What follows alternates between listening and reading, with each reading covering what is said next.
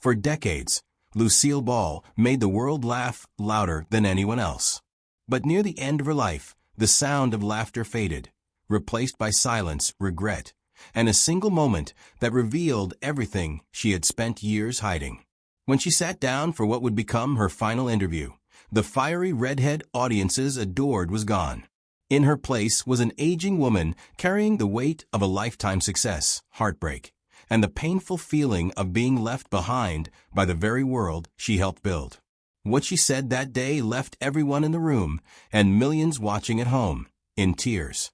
Still the queen of comedy, but now, quietly, undeniably lonely.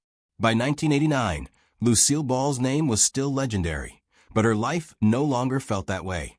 The woman who once commanded 44 million viewers every Monday night now lived in a quiet, echoing mansion in Beverly Hills. The house that had once overflowed with laughter and famous guests had grown cold. Most of her friends had died off. Her children, Lucy and Desi Jr., lived far away and were rarely seen. And though her second husband, Gary Morton, still kept her company, he spoke often about the heaviness in the air. Sadness no amount of fame or fortune seemed able to lift. Lucille had once been America's sweetheart, but behind closed doors she was haunted by memories she couldn't outrun. The failure of life with Lucy in 1986 had shattered her spirit. She had come out of retirement, hoping to remind the world that she still had her magic. Instead, the show was canceled after only 8 episodes. Critics called it a painful farewell. Friends said Lucy took it personally, that she stayed up late rereading reviews, wondering if she had finally been forgotten. The disappointment wasn't about the show. It felt like a cruel message that time had passed and Hollywood no longer had room for its queen. The comedians she once inspired now ruled television, but few called to check on her. The woman who'd opened the doors for generations of female performers was alone in her living room, running I Love Lucy reruns. Sometimes she laughed softly at her younger self, only to wipe away a tear moments later. And physically, she was fading too. Years of smoking had ravaged her lungs, and by 1988 her heart began to fail. But even now she refused to show weakness. I'm fine, she'd insist, even when she could barely make it to the kitchen. When friends urged her to slow down, she'd say, I don't know how to stop. That stubbornness had made her a star, and now it was all she had left. Lucille Desiree Ball was born on August 6, 1911, in Jamestown, New York, a girl from a small town who one day would shake the world of entertainment. Her childhood was anything but merry, however. When she was 3 years old, her father, Henry Ball, fell seriously ill with typhoid fever. He continued climbing telephone poles through snowstorms until his last weeks of life, attempting to untangle wires. His health suddenly collapsed, and on February 28, 1915, he died when he was only 27 years old. Lucy remembered that day, her mother's tears, the picture falling off the wall, and a little bird stuck inside the house. That picture terrified her and brought on a lifelong fear of birds. Real ones, pictures of them, even patterns on the wallpaper. When her father died, her young mother, Dee Dee, was overwhelmed and pregnant, sending Lucy to live with relatives while trying to piece their lives together. Lucy grew up feeling displaced, just a guest in her own family. When her mother remarried, life didn't get any easier. Her stepfather's parents were cold, strict people who forbade the use of mirrors in the house so that children wouldn't become vain. Lucy would say later those years taught her how to act, how to pretend things were just fine when they weren't. Then came another tragedy. When Lucy was 12, her stepfather set up a target practice area in the backyard. One day, a terrible accident occurred. A young neighbor boy was shot and paralyzed. The boy's family sued and won everything. The Balls lost their home, their furniture, even their insurance. Lucy's grandfather, consumed by guilt, never worked again. One accident destroyed us, she would say. By her late 20s, Lucille Ball had already endured more heartbreak than most people experience in a lifetime. She moved to New York to pursue acting, only to be told she had no talent. A teacher even sent her home, advising her mother not to waste money. All I learned there, Lucy later said, was how to be frightened. But she refused to give up. She took modeling jobs, moved to Hollywood, and slowly worked her way into films. By the 1930s, she had appeared in more than 75 movies, usually in small roles. Still, each set became a classroom teaching her timing, presence, and confidence in front of the camera. Her life changed in 1940 when she met a young Cuban musician named Desi Arnaz during the filming of Too Many Girls. They fell quickly, passionately, and chaotically in love. Desi was charming but unpredictable, drinking, staying out late, and flirting constantly. Lucy, who had always craved stability, found herself in emotional turmoil.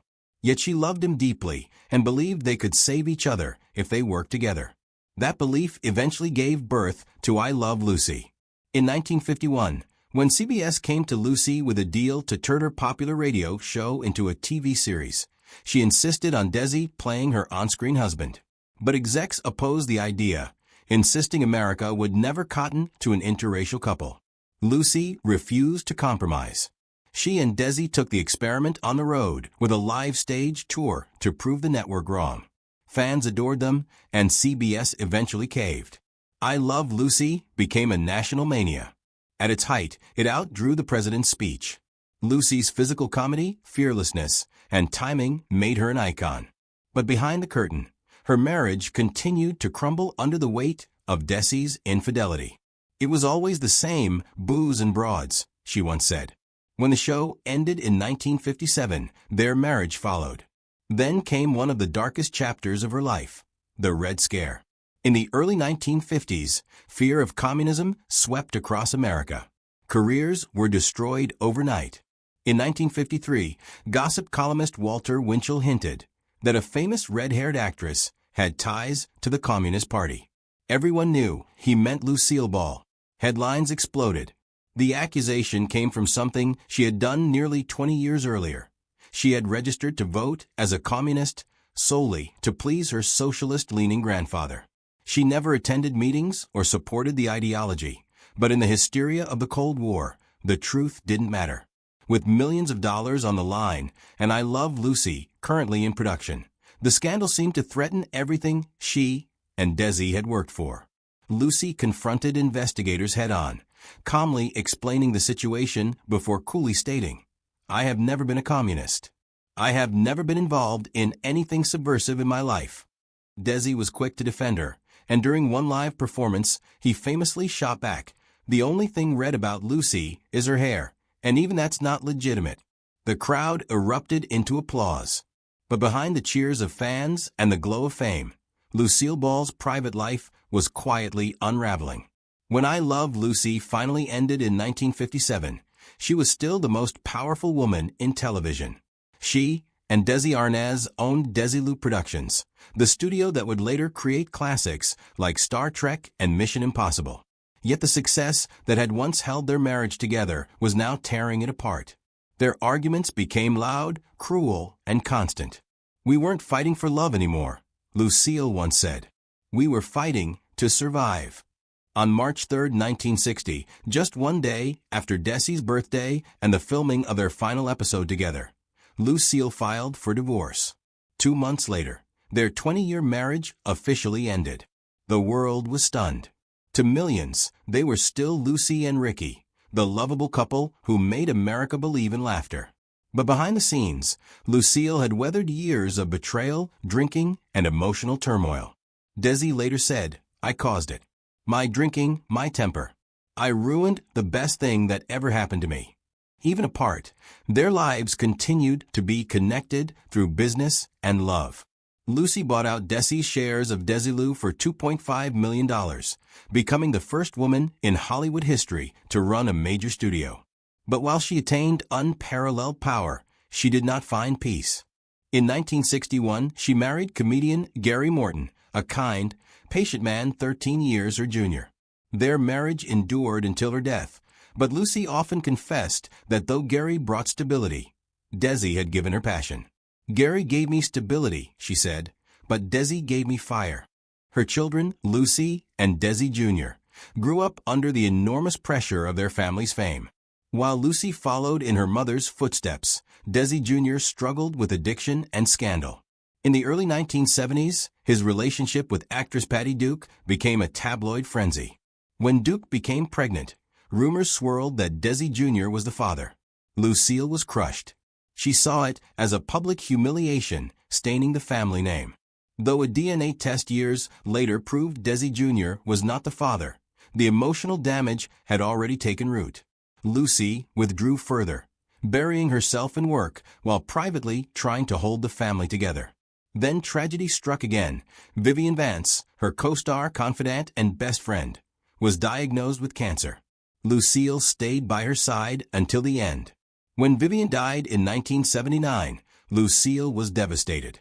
"Part of me died with her," she told her close friend Carol Burnett. The call that came in November 1986 was the one Lucille had always dreaded.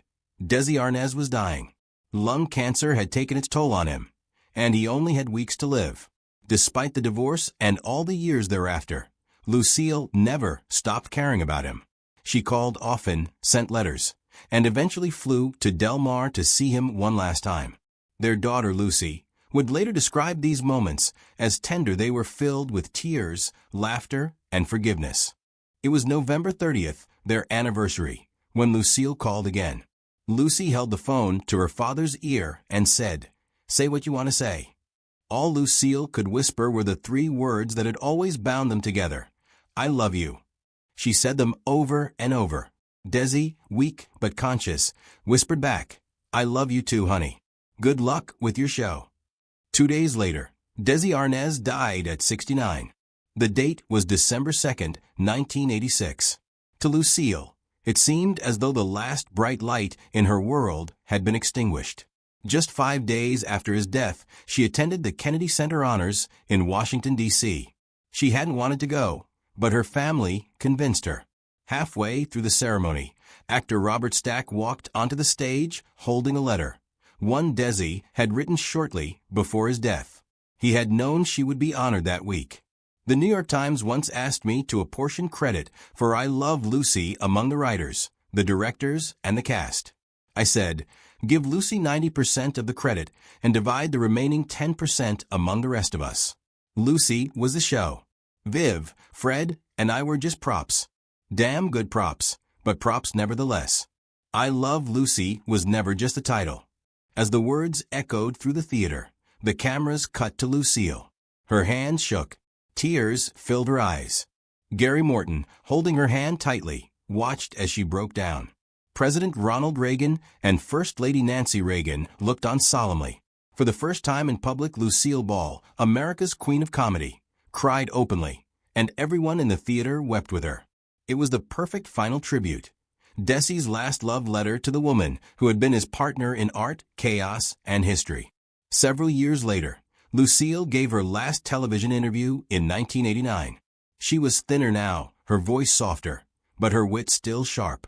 When asked what she hoped to be remembered for, she paused and quietly said, "For making people happy." After a moment, she added with a small smile, "That's all I ever wanted." The room became silent. It was a simple statement, but it conveyed what she had lived, lost, and given. Months later, she suffered a heart attack and underwent surgery. For a brief moment, it seemed she might recover. But on April 26, 1989, Lucille Ball's heart gave out. She died at 77. Lucille Ball's story reminds us that even the brightest stars carry shadows behind their light.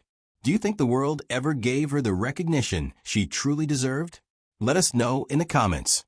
And if you still love Lucy as much as we do, don't forget to like, subscribe, and stay tuned for more untold Hollywood stories.